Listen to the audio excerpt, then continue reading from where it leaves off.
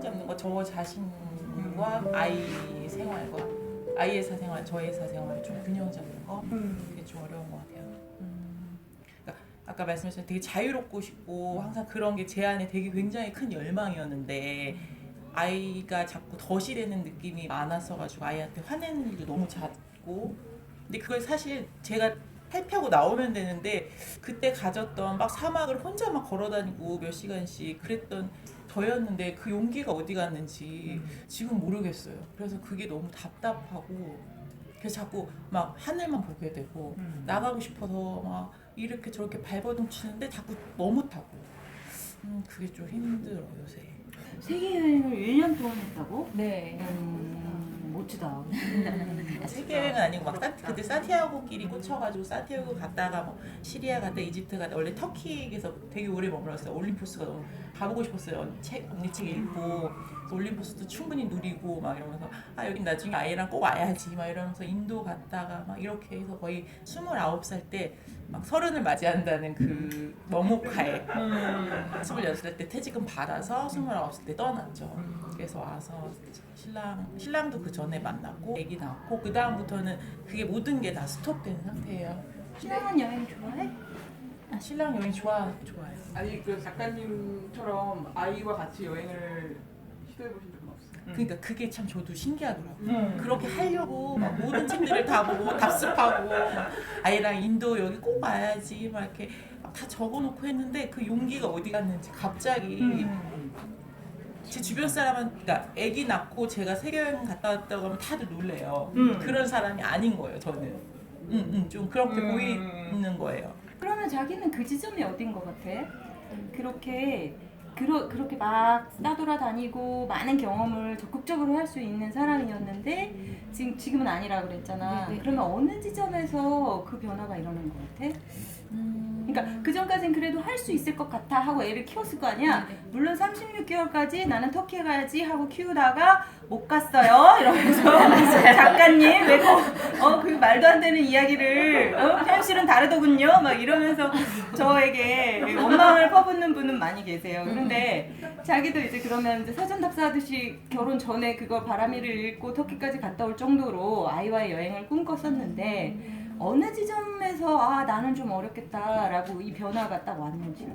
지금 들어보니까 경제적인 이유도 조금 사실 못지않게 있고 신랑이랑 저랑 좀 여행 스타일이 좀 다르고 조금 제가 신랑한테 조금 더 많이 의지하는 게 많아서 결혼하고 나서 그치 애가 있으니까 애가 딸렸으니까. 근데 그전에는 항상 제가 주체적으로 살았는데 이상하게 결혼하고 나서는 약간 신랑의 의견이 더 중요해서 신랑이 이번엔 여행을 좀 쉬고 싶어 그러면 그냥 그래 그럼 보라카이 가서 좀 쉬자 그냥 그렇게 그러니까 여행을 안 간 건 아니었는데 이게 좀 휴양이나 약간 그렇게 좀 포커스가 맞춰진 면이 좀 많이 있었죠.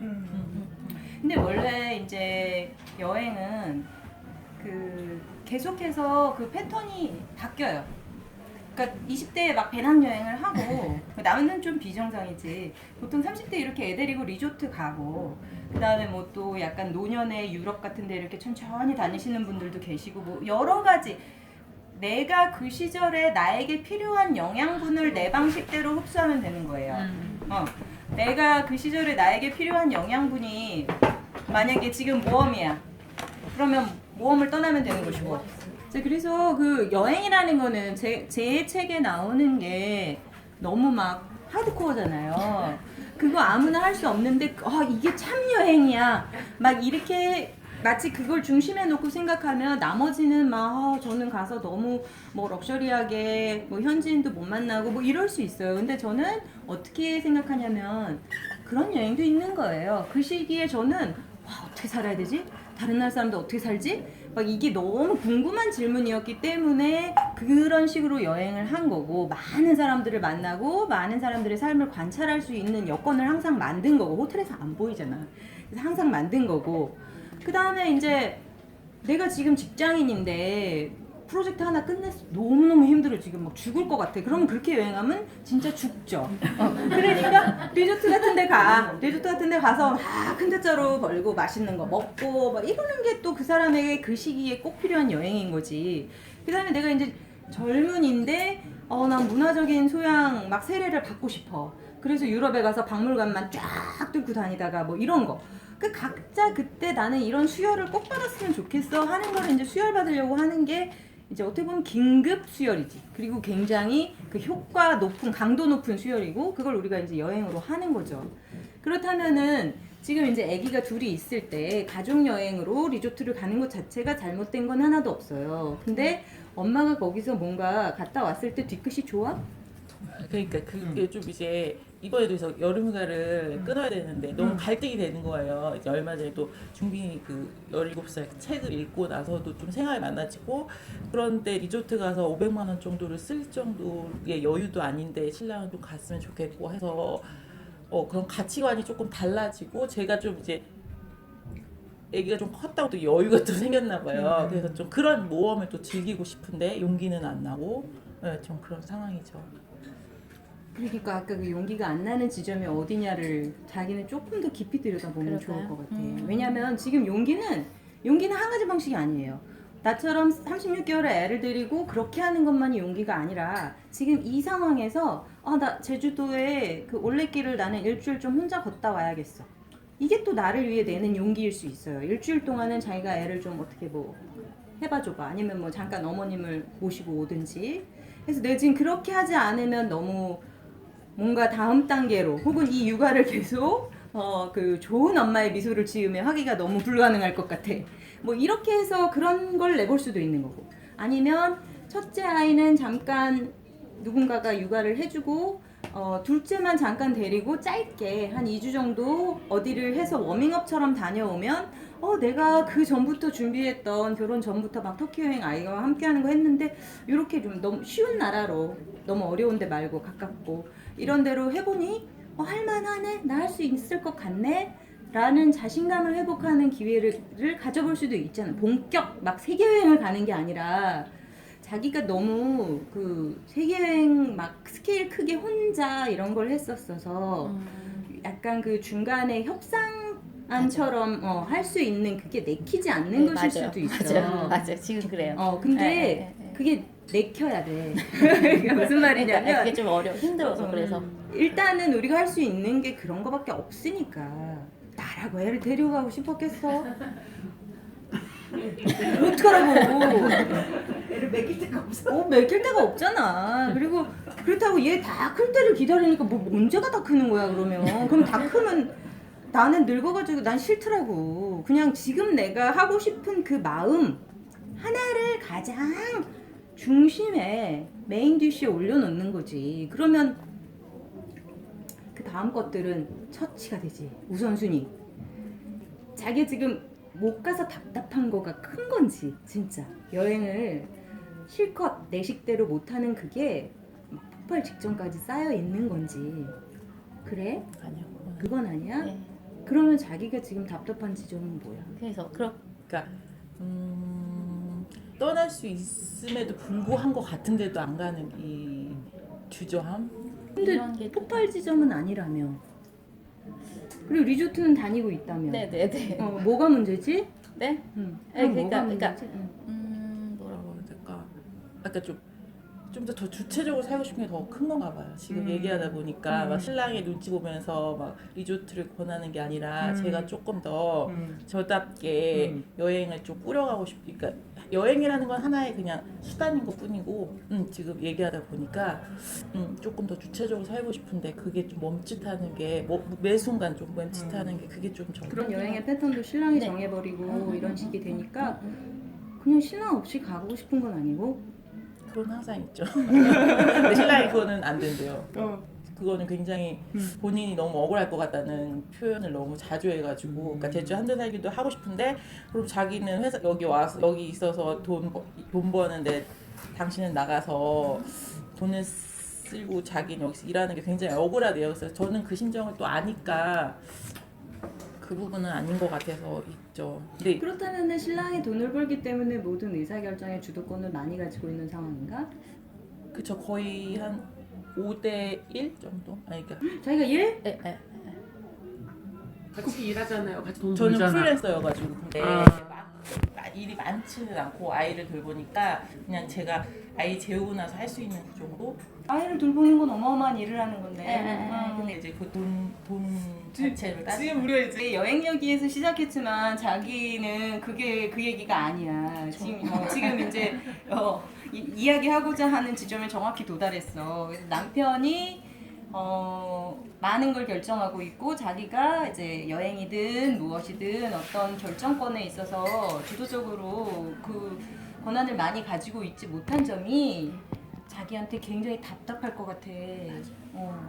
리조트가 문제가 아니라 리조트를 정해버리는 남편이 문제인 거지. 충분히 상의하지 않고. 그러니까 상의는 하는데 그렇게 저도 제 마음을 알지만 이렇게 따라가게 되더라고요. 그게 좀 그럼 자기는 왜 따라가는 것 같아? 자기가 돈을 못 벌어서? 어차피 지가 쓴 돈 지가 쓴다는데 뭐 이런 거? 지가 번 돈 지가 쓴다는데 이런 거? 그런 것도 있고 좀 모르겠어요. 이렇게 자신이 없어졌어요. 그렇게. 그러면 그 자신이 없어진 지점, 내가 아까 이제 여행을 애 데리고 할 수 있을 것 같다 해서 못한 지점이 어디냐인 것처럼 그러면 여기 우리 둘 사이에 연애할 때부터 그러진 않았을 거거든? 자기도 그때 세계 여행을 하고 왔고 남자 친구가 있었고 기다려줬고 그 다음에 너 기다려 나 갔다 올게 할 수 있었던 그 패기 넘치는 여성이 분명히 있었고 얘도 그거 알고 결혼했고 그랬는데 결혼 후 어느 지점부터 이제 그게 바뀐 거거든. 근데 그게 정말 경제력 때문에 그렇게 된 건지 아니면은 이제 우리가 아기가 생기면 아무래도 일단 얘를 보호해야 되고 다른 것들은 남편이 맡기도 하잖아. 일단 어렸을 때는. 그러면 걔가 앞선에 나서서 이것저것 해결하다 보니 그렇게 굳어진 건지 이 부분에 대해서 조금 더 생각을 해봐야 될 것 같아. 뭔 것 같아? 그 뒷부분이 맞는 것 같아요. 신랑이 결정하는 게 그리고 보면 항상 또 뒤돌아보면 옳았어요. 보면은 그런 사례가 좀 쌓이다 보니까 내가 지금 결정하는 게 이게 아니지 않을까? 라는 게 그게 쌓이다 보니까 점점 이렇게 좀 안으로 들어가는 것 같아요. 신랑 아래로 자꾸 그 결정권이. 결혼을 잘했다고 해야 하나? 자꾸 옳은 결정을 막 알아서 내려주네. 우린 막 싸워도 옳은 결정에 도달하지 못할 때가 있는데. 아니면 자기가 결정한 대로 했을 때 그게 좋은 결과를 가져올 수 있었을지 또 알아? 있죠. 네네. 맞아요. 남편이 능력이 있는 것 같아. 굉장히 설득력도 있고. 설득력 있어요. 그리고 이제 연애할 때 난 책 잘 보는 남자가 좋아 막 이렇게 하고 지적인 남자가 있는데 갑자기 사람이 돌변하더니 막 책을 막 엄청 많이 읽고 그런 스타일이에요. 그러더니 이제 지적 능력이 저보다 월등히 높아진 거예요. 저는 좀 머물고 있는데 애기 키우느라. 근데 그 사람은 너무 이게 막 일책 읽은 걸 넘보지 못하겠더라고. 그 지식이 쌓이는 거를. 근데 전 아이를 돌보고 있고 그래서 그게 너무 높아지니까 그거에 대해서 좀 그래서 더 신랑 밑으로 자꾸 들어가는 느낌이 계속 들어요. 그래서 저도 사실 움직여야 할 건 아는데 그래서 여기도 신청한 거는 여기 이제 공동체니까 제가 좀 머뭇거리는 걸 여기 안에서 좀 으쌰으쌰 해줄 수 있는 사람을 만나면 제가 좀 움직이지 않을까? 그런 생각이 들어서 사실 여기를 신청해서 온 거예요. 그러니까 후기 보니까 다들 그런 사례들이 좀 많더라고요. 꿈틀거리는 게 그러니까 생각만 하는 게 아니라 정말 실천할 수 있는 힘이 여기서 좀 있지 않을까? 당연히 있어. 공동체를 만든 사람들이 모두 제일 먼저 하는 이야기가 실천을 지속적으로 할 수 있게 되어서 너무 좋다. 나의 것을 다른 사람이 격려해주고 나도 다른 사람에게 물개박수 쳐줄 수 있는 이런 그 공동체 안에서의 어떤 그런 같은 약속 내지는 뭐 아침에 뭐 모두 인증샷을 내가 오늘 뭐 했는지 인증샷을 보낸다든지 이런 것들이 있어서 서로도 그걸 수월하게 도와주는 거 있으니까 잘 될 건데 나는 일단 엄마들에게 그게 좀 불만이야. 그게 뭐냐면 애를 키우면서 자 이거는 명백히 불평등해. 우리나라에서 애를 키우면서 직장을 다니면서도 육아를 누가 많이 안 도와주지. 남편들도 잘 안 도와주는 남편 여자에게 너무 힘든 일들이 이제 닥치잖아. 그래서 뭐 육아 휴직이라도 내면 눈치를 주고 그 다음에 또 승진해서 누락이 되고 뭐 그런 식으로 끊임없는 이제 그 불평등 속에 있어야 하는데 그래서 전업주부로 있었어. 그러면 전업주부인 경우에는 또 남편은 일상이 변하지 않았어. 그들은 계속 직장 생활을 하고 생활에 큰 변화가 없어. 근데 나는 생활이 너무 바뀌었어. 너무 바뀌었고 이것이 이제 우리나라는 처음도 돈, 100번째도 돈. 그러니까 경제력이 없다라는 이런 것 하에 내가 이 안에서 지금 육아를 통해서 성취하는 것들이 사실은 되게 많거든. 근데 그거에 대한 가치를 사회가 제대로 부여하면 엄마들도 그렇게 주눅들지 않을 거야. 근데 우리는 그거에 대한 가치를 제대로 부여하지 않아. 애는 알아서 큰다는 게 아직도 사회적인 어딘가에 있어. 이렇게 힘들다고 외쳐대도 잘 새겨듣지 않아. 그래서 그것을 이렇게 뒷받침해주는 제도나 뭐 이런 것들도 적을 뿐더러 엄마들 스스로가 시간이 지나면서 나는 쓸모없다 라는 생각에 사로잡히는 게 나 그게 너무 안타까워. 그 사실 아이를 키우면서 배우는 게 너무 많거든. 그 성장 거기에 필요한 자질들도 너무 많아. 그래서 우리가 이렇게 모여서 나는 모성이 부족한가 보다 하고 막 울잖아. 너무 필요한 게 많기 때문이야. 그러면 내가 그것을 해낸다는 것은 나에게 어마어마한 자원을 내가 하나씩 만들어내고 지금 해내고 있다는 뜻인 건데, 아이가 무럭무럭 잘만 크고 유치원에서 사회생활 잘 하고 이 정도만 하고 와도 나는 어마어마하게 큰 성취를 이룬 거거든. 그리고 거기에 깔린 내 피와 땀과 능력은 어마어마한 건데 그거를 잘 스스로 보게끔 해주는 어떤 사회적인 그 지지가 없어. 그게 너무 안타까워서. 그러나 어떻게 해? 안타깝다고 주저앉을 수는 없다. 일단 내가 봐줘야지. 애 낳기 전에 나를 한번 봐봐. 그래, 자기는 훌륭했어. 자기는 이미 세계 여행도 했어. 그러나 대부분의 경우는 공감 능력이 굉장히 떨어졌을걸? 저 사람이 지금 저렇게 힘든 상황에서 어떤 인생의 역경들을 견디고 있다는 거에 대해서 잘 몰랐어. 그때는 왜 나만 돌보면 됐으니까. 그러다가 우리가 내 몸 밖의 것을 돌보기 시작하면서 굉장히 많은 헌신도 했고 땀도 흘리고 하면서 그 밑바닥의 그 관계 맺기에 있어서 그 밑바닥에 깔린 수많은 노고들을 직접 해내면서 성숙하잖아. 그 내가 여행을 갈 때 그 엄마들은 이제 애 생긴 순간 니네는 여행은 다 갔다라고 말하는데 나 혼자 강의 가가지고 열심히 엄마들은 탁월한 여행자들이다라고 말하고 다녀. 그 이유는 그 이전에 내가 여행을 할 때는 진짜 막 유네스코가 선정한 그거 가서 딱 찍고 휙 봤어. 그 다음 또 다음 막 어디 가서 그걸 딱 보고. 근데 그 다음에 이제 아이를 데리고 여행을 할 때는 모성이란 게 생겼기 때문에 뭐든지 모성을 투과해서 세상을 보게 돼. 그래서 내가 모성을 투과해서 봤더니 유네스코 그거 있는데 딱 갔는데 그 유네스코가 선정한 성이 보이는 게 아니라 그 앞에 있는 아이가 보이더라고. 거기서 막 휴지 1달러에 팔고 있는 애가. 그러면은 걔가 막 신발에 구멍이 났어. 그러면 아이고 저 신발도 제대로 사 신기 힘들겠구나. 뭐 쟤는 지금 학교 다니나? 아침은 먹었나? 부모님은 계시나? 막 이런 생각을 하게 되더라고. 그리고 이제 그게 먼저 더 궁금해. 저거 빨리 성을 가서 봐야지가 아니라. 근데 그런 시선은 여행자로서는 내가 그 하쿠나 마타타 우리 같이 춤출래 에필로그에 여행의 4단계에 대해서 쓰는데 마지막 단계가 그거야. 내가 간 곳에 사람들이 어떻게 사는가를 보고 그럼 내가 쟤 좀 도와줄 순 없을까? 내가 가진 것을 나누고 싶어 하는 거. 마지막 단계인데 엄마가 되면 그냥 그 마지막 단계 여행자로 월반을 하는 거야. 근데 나는 이게 여행에만 그럴 거라고 절대 생각하지 않아. 우리가 식당에 가도 이렇게 애 키워보신 분들이 벌써 딱 알아서 뭐 앞접시 갖다 주시고 포크 갖다 주시고 뭐 아이고 뭐 지금 뭐 한창 그럴 때네 뭐 이렇게 하고 그분들이 그리고 그 자기 업무를 그러니까 수행하는 능력도 그 서비스직에서 굉장히 뛰어난 것일 뿐더러 지속하는 능력도 아마 잠깐 하다가 나하고 안 맞아 하는 나가는 사람하고 또 다를 거란 말이야. 그래서 이 안에서 육아를 통해서 엄마라는 자리에서 우리가 배양하는 그 인간적인 능력들이 굉장히 큰데 그거를 아무도 안 봐준다. 그러면 나라도 봐주고 그것을 토대로 내가 해낼 수 있는 것들을 좀 적극적으로 모색했으면 좋겠어. 근데 그게 이제 그래서 뭘 어쩌란 말이냐고요. 어디로 가란 말이냐고요. 그럼 나는 그때 공문 넘기지. 그거를 이제 계룡산 시절처럼 찾으세요.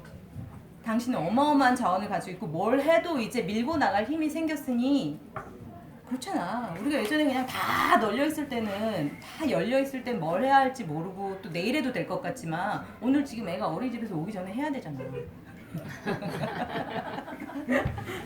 자 그래.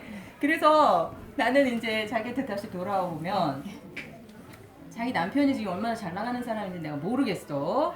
그러나 그 사람이 그동안 맡아야 했던 역할을 열심히 했어. 응. 자기도 자기가 맡아서 해내야 할 역할을 열심히 했어. 이제 어린이집 갔어. 그러면 이제는 자기가 그동안 자기 앞에 굉장히 황급히 닥쳐서 정말 잠 못 자고 막 해야 했던 그 일은 어느 정도 끝이 나고 시간적 여유가 생겼으니 그동안 내가 돌보지 못했던 걸 적극적으로 돌보면 좋겠어. 그게 이제 누구야? 자기야. 나야 나. 그러면 나를 어떻게 돌보냐? 이제 시작이야. 어린이집 월화수목금 아침 시간부터 오후 3시? 아직은 12시 반. 좋아. 그것도 커. 처음에는 막 세상을 다 얻은 것 같잖아. 충분하더라고요. 너무 좋더라고요. 10시부터 12시까지. 언니 말 듣고 저 거의 그냥 카페 가서 책 봐요.